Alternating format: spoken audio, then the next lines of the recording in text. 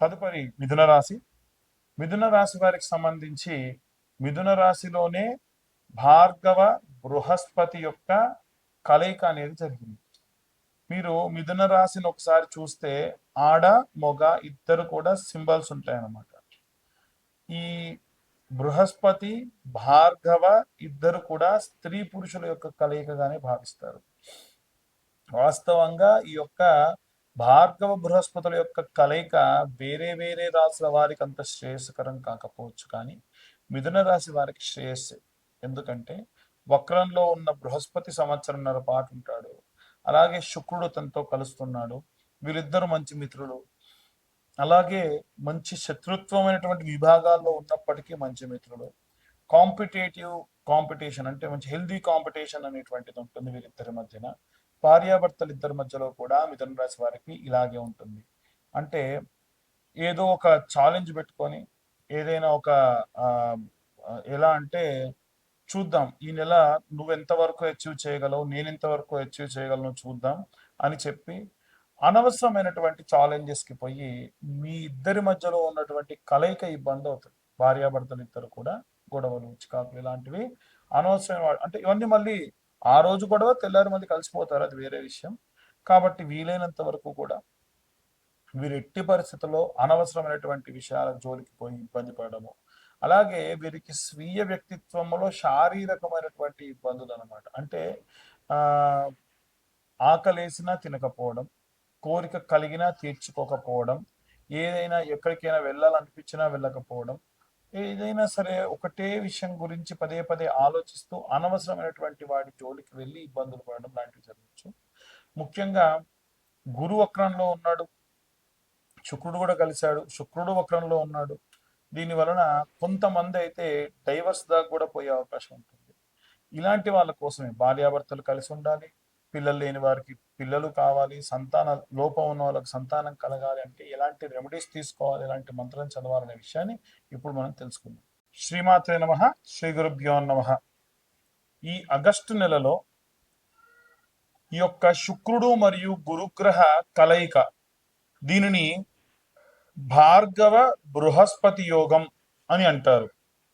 వాస్తవంగా బృహస్పతి దేవతలందరికీ కూడా గురువు, భార్గవుడు అంటే శుక్రుడు రాక్షసులందరికీ గురువు. కానీ శుక్రుడు కళలు, కళాత్మకత, కోరికలు వీటన్నిటికీ ప్రతీతి. అదే బృహస్పతి వీటన్నిటినీ కూడా మనకు ఆపాదించేటువంటి సక్రమమైనటువంటి మార్గంలో నిలిపేటువంటి గురుత్వ స్థానం. దేవతలందరికీ కూడా గురువు గారుగా ఉండబట్టి గురువు గారు అని చెప్పి గురుగ్రహం చేశారు, కానీ వాస్తవంగా ఆయన పేరు బృహస్పతి. ఇప్పుడు వీళ్ళిద్దరి కలయిక వలన మనం ఎలాంటి పరిస్థితులను చూడబోతున్నాము అనేటువంటి విషయాన్ని ఇప్పుడు మనం తెలుసుకుందాం. మనకు ఉన్నటువంటి సమాజంలో ఉన్నటువంటి అన్ని విభజనగా చేసుకుంటే చిన్నపిల్లల దగ్గర నుండి వృద్ధాప్యంలో ఉన్న వాళ్ళ వరకు కూడా చాలా రకాలైనటువంటి వాళ్ళు ఉంటారు. పిల్లలు, గృహిణులు, వర్కింగ్ ఉమెన్స్, అలాగే ఏవైనా సరే వ్యాపారం చేసేటువంటి వాళ్ళు చిన్న స్థాయి నుండి పెద్ద స్థాయి వరకు, అలాగే ఉద్యోగస్తులు, అలాగే రాజకీయ నాయకులు, అలాగే సినిమా రంగాల వాళ్ళు, రైతులు, కుల వృత్తులు చేసేవాళ్ళు అందరూ, వీళ్ళు వాళ్ళని కాకుండా అందరూ కూడా చేయవలసినటువంటి ఒక అద్భుతమైన రెమెడీస్ రెండు చెప్తాను ఈ రోజున. ఈ రెండు విభాగం అంటే బృహస్పతికి సంబంధించిన రెమెడీ ఒకటి, ఇంకొకటి శుక్రాచార్యుడికి సంబంధించిన రెమెడీ ఒకటి. గురువారం శుక్రవారం ఈ నెల రోజుల పాటు కూడా మీరు ఈ రెమెడీని పాటించడం వల్ల విశేషమైన సత్ఫలితాలు పొందవచ్చు. ఇంతకీ ఏంటా రెమెడీ అంటే, ముఖ్యంగా బృహస్పతి దేనికంటే పిల్లలు మాట వినట్లేదు, చదవట్లేదు, చదివితే ఉద్యోగం రావట్లేదు, ఉద్యోగం వస్తే పెళ్ళవట్లేదు, పెళ్ళైతే పిల్లలు అవ్వట్లేదు, పిల్లలైతే వాళ్ళకి పిల్లలు కావట్లేదు, ఏ కారణమైనా సరే తల్లి కానీ తండ్రి కానీ ఎవరైనా చేయొచ్చు. ఎందుకంటే బృహస్పతి మంత్రంలోనే ఉంది, గురు అరిష్టేతు సంప్రాప్తే గురు పూజాంచకారయే గురు ధ్యానం ప్రవక్ష్యామి పుత్ర పీడోపశాంతయే. ఇప్పుడు నేను చెప్పిన మంత్రాన్ని మీరు ఇలాగే బృహస్పతి దగ్గర చెప్పొచ్చు. ఏమని చెప్పాలంటే, గురు అరిష్టేతు సంప్రాప్తే గురు పూజాంచ కారయేత్, గురుధ్యానం ప్రవక్ష్యామి, పుత్రపీడోపశాంతయే. ఇప్పుడు నేను చెప్పేటువంటి ఈ మంత్రము పిల్లలు ఉన్నవాళ్ళే కాదండి, పిల్లల కోసం ఎదురు చూస్తున్న వాళ్ళు కూడా చేయొచ్చు. సంతానం లేదండి మాకు, సంతానం కావాలి అన్న వాళ్ళు చేయొచ్చు. సంతానం ఉండి సంతానం బాగా మొండి చేస్తున్నారు, మాటినట్లేదు అన్న వాళ్ళు చేయొచ్చు. నా పిల్లలు చాలా బాగా నా మాట వింటారు కానీ వాళ్ళ జాతక రీత్యా ఉన్న ఎన్నో ఇబ్బందులు ఇబ్బంది పెడుతున్నాయి అని కూడా మీరు అన్నవాళ్ళు కూడా ఈ యొక్క రెమెడీ చేయొచ్చు. ఏమిటది అని అంటే 110 శనగలు తీసుకోండి. ఎన్ని? 110 కరెక్ట్గా వేయించుకోండి శనగల్ని. అది కూడా వీలైతే కొంచెం దొడ్డు శనగలు తీసుకోండి. 110 శనగలు సపరేట్గా, ఒక పిరికెడు శనగలు సపరేట్గా నానబెట్టండి. ఈ 110 శనగలు కూడా ఒక సూదిలోకి ఎర్రది కానీ ఆకుపచ్చ రంగు కానీ లేదా పసుపు రంగు వర్ణం కానీ ఆరెంజ్ రంగులో ఉన్నటువంటివి కానీ దారం తీసుకొని ఈ నానబెట్టిన శనగలన్నీ కూడా బుధవారం రోజు రాత్రిపూట స్నానం చేసి నానబెట్టాలి.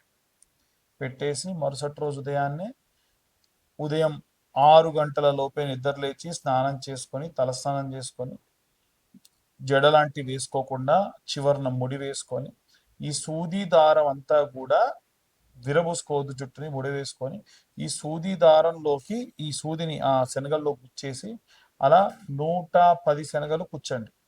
ఒక మంచి దండలా అవుతుంది కదా, దాన్ని ముడి వేసి పక్కకు పెట్టండి. ఈ నానబెట్టిన శనగలన్నీ కూడా ఒక గోల్డెన్ కలర్ క్లాత్, ఇంత చిన్నదైనా సరే సరిపోతుంది, ఆకు పసుపు పచ్చ అయినా సరే లేదా గోల్డెన్ కలర్లో ఉన్నటువంటిది అంటే స్వర్ణ వర్ణంలో ఉన్నదైనా సరే, ఎందుకంటే ఆయన మంత్రంలోనే ఉంటుంది స్వర్ణ వర్ణం, స్వర్ణ గంధం, స్వర్ణ పుష్పం, స్వర్ణ మాల్యాంబరధరం, స్వర్ణ ఛత్ర రథ స్వర్ణ ఛత్ర రథ ఆది శోభితం అని చెప్పి ఉంటుంది. కాబట్టి వీలైనంత వరకు ఈ యొక్క స్వర్ణ వర్ణంలో ఉన్నటువంటి ఆ యొక్క బ్లౌజ్ పీస్ లోపల ఈ నానబెట్టిన శనగలు వేసి ముడిగా కట్టుకొని నవగ్రహాల గుడికి ఉదయం 6:50 లోపు వెళ్ళండి. వెళ్ళి నవగ్రహాలకు కూడా ప్రదక్షిణ ఎప్పుడు చెప్పినట్టుగానే నవగ్రహాలకు ఎప్పుడు ప్రదక్షిణ చేసినా 21 ప్రదక్షిణాలు సవ్య దిశలో, 6 ప్రదక్షిణాలు అపసవ్య దిశలో చేయాలి.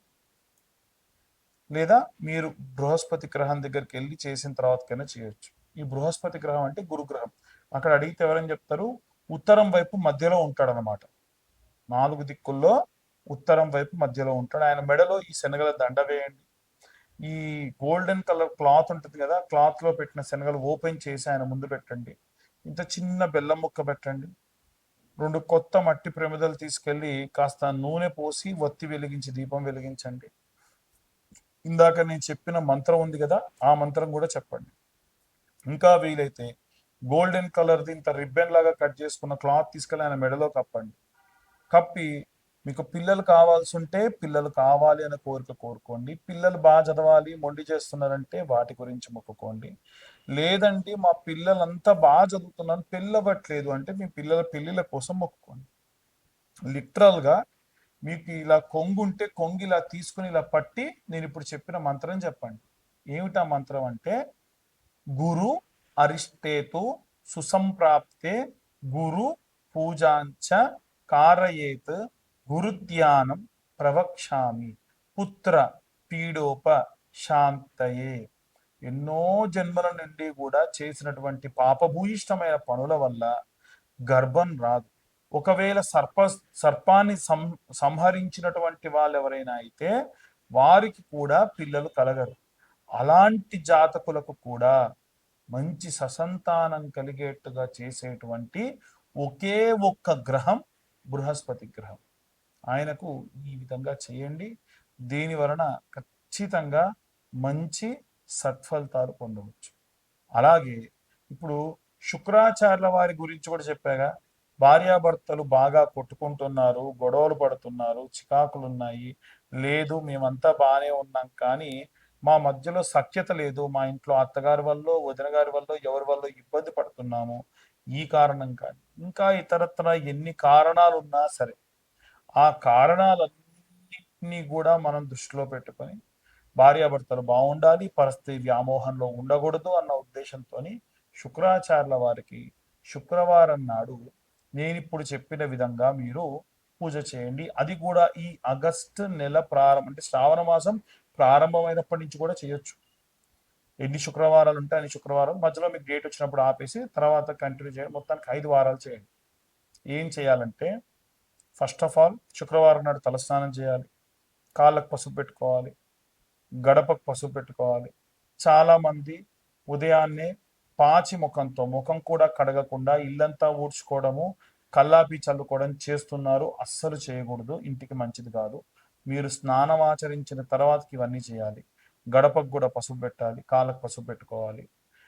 అమ్మవారి దగ్గర మీరు ఏదన్నా ఒక పండు నైవేద్యం పెట్టి నవగ్రహాల గుడికి వెళ్ళి బొబ్బెర్లు ఉంటాయి కదమ్మా, నానబెట్టిన బొబ్బెర్లు, అది ముందు రోజే నానబెట్టి ఆ బొబ్బెర్లు వీలైతే ఉడికించకున్నా సరే నానబెట్టినవైనా సరే కాస్తంత ఉప్పు వేసి, ఎప్పుడు కూడా మనము ఉప్పు దానం ఇవ్వం కానీ నైవేద్యంగా పెడితే మంచిది దేవుడికి, అందుకని ఉప్పు వేసి శుక్రాచార్యుడు వారి దగ్గరికి అంటే తూర్పు భాగంలో మధ్యలో ఉంటాడనమాట. తూర్పు భాగానికి ఉన్నటువంటి వరుసలో ఉన్న 3 గ్రహాల్లో మధ్యలో ఉంటాడు శుక్రగ్రహం. ఆయన దగ్గర ఆకు డొప్పలో మంచిగా ఇన్ని బొబ్బర్లు తీసుకెళ్లి పెట్టేసి ఒక బెల్లం ముక్క పెట్టి నైవేద్యం పెట్టి దీపం పెట్టేసి రండి. అయిపోలేదు, ఇంకా ఉంది. మీ హస్బెండ్కి సంబంధించి చేస్తున్నారు కాబట్టి ఒక చిన్న బండ తెచ్చుకోండి, మంచి స్మూత్గా ఉండే ఒక బండ లేదా ఒక టైల్స్ అయినా పర్వాలేదు, పగలకుండా చూసుకోండి 5 వారాలు కూడా. అమ్మవారి ముందు పెట్టి మధ్యాహ్నం పూట ఎటువంటి రజోగుణం లేనటువంటి పదార్థములతోని అన్నము, అలాగే కూరలు, ఆ కూరల్లో వంకాయ అలాగే కాకరకాయ లాంటివి లేకుండా సాత్వికమైనటువంటివి, అల్లం వెల్లిగడ్డ ఉల్లిగడ్డ లేకుండా ఏదైనా సరే కూర వండుకొని అమ్మవారికి చారు కూడా నైవేద్యం పెట్టొచ్చు. మిరియాలు లాంటివి వేసి, చింతపండు టమాటా లాంటివి వేసి చారు పెట్టి, ఇంత పెరుగు, ఇవన్నీ కూడా బండ మీద ఏమీ లేకుండా అమ్మవారికి కొద్ది కొద్దిగా అన్నం మీదనే కొద్ది కొద్దిగా వేసి నైవేద్యం పెట్టి మీరు మధ్యాహ్నం పూట ప్రతి శుక్రవారం మధ్యాహ్నం పూట ఆ బండ మీదే భోజనం చేయాలి. ఎటువంటి ఆకు వేసుకోకుండా భోజనం చేయాలి. ఎందుకని ఇంత కఠినంగా చేస్తున్నారంటే భర్త బాగుండాలి, భార్యాభర్తలు ఇద్దరు కలిసి ఉండాలి. అమ్మవారు ఏవైతే ఒకవేళ జాతకరీత్యా బాగాలేకుండా ఏం కష్టాలు రాబోతున్నాయో మీరే ముందే ఆ కష్టం తీసేసుకుంటే అమ్మవారు కరిగిపోయి పొంగిపోయి మీ కష్టాలు తీరుస్తుంది. ఇలా 5 శుక్రవారాల పాటు ఈ బండ పైన భోజనం చేయాలి, నేలపైన కటిక నేలపైనే నిద్రించాలి. ఇలా 5 వారాలు చేయండి. ఖచ్చితంగా మీ భర్తలో విపరీతమైన మార్పు అనేటువంటిది రావడం ప్రారంభమవుతుంది. ఇవన్నీ కూడా గోచార రీత్యా చెప్పేటువంటి విషయములు మాత్రమే. పూర్తిగా మీ జాతకం విశ్లేషణగా కావాలి అని అంటే 2025 రూపాయలు కడితే పూర్తిగా మీ జాతకాన్ని 60-70 పేజీల్లో మీకు అందించడం జరుగుతుంది. తరువాతకి ఎవరైతే ఈ జాతకం చెప్పించుకుంటారో వాళ్ళు ఈ కరుంగలి మాల వాళ్ళకి ఉచితంగా ఇవ్వడం జరుగుతుంది. అయితే ఈ కరుంగలి మాల కూడా మేము రుద్ర హోమంలో పెట్టి ఇచ్చేటువంటివి. ఆ రుద్ర హోమానికి సంబంధించి వీడియో కూడా మీకు పంపిస్తాము. అందుకని వీలైనంత వరకు ఈ మాల ధరించడం మంచిది. ఎందుకు ఉచితంగా ఇస్తున్నారు? ఈ మాల ధరని బయట చూస్తే 1500 2000 ఉంది కదా అంటే అవునండి ఉంది. ఎందుకు ఇస్తున్నానంటే మన ఛానల్ సబ్స్క్రైబర్స్కి మాత్రమే ఇస్తున్నాము. ఎవరైతే ఈ వీడియో చూస్తున్నారో వాళ్ళు నాకు ఈ వీడియోని పంపించి మీరు అడగండి, అయ్యా మీ వీడియో చూసాం పంపిస్తున్నాను, నాకు ఈ యొక్క జ్వాలాముఖి మాల కావాలి. ఈ జ్వాలాముఖి మాల అంత విశేషమైనటువంటిది. అలాగే మేము చేసినటువంటి ఈ వీడియో కనుక ఇన్ఫర్మేటివ్గా ఉంటే ఇంకా నలుగురికి మీరు షేర్ చేయండి. ఇప్పటి వరకు మా ఛానల్ సబ్స్క్రైబ్ చేసుకోకుంటే సబ్స్క్రైబ్ చేసుకోండి. అప్పుడు ఖచ్చితంగా మేము చేసేటువంటి వీడియోస్ మీ దాకా వస్తాయి. అలాగే మీకు ఈ వీడియో కనుక నచ్చితే లైక్ చేయండి, ఇంకొంతమందికి షేర్ చేయండి. సర్వే జనా సుఖినో భవంతు.